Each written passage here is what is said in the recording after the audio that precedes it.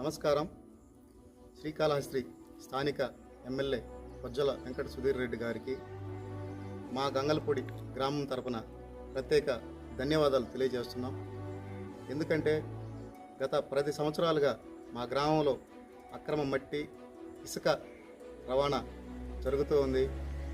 ఎన్నోసార్లు గ్రామ ప్రజలు వాటిని అడ్డుకునేందుకు ఎన్నో ప్రయత్నాలు చేశాము. ఎంతోమంది అధికారులకి విన్నవించుకున్నాం. ఎంతోమంది నాయకులు వచ్చారు పోయారు. అయినా కూడా ఈ సమస్యని ఎవరు పరిష్కరించలేకపోయారు.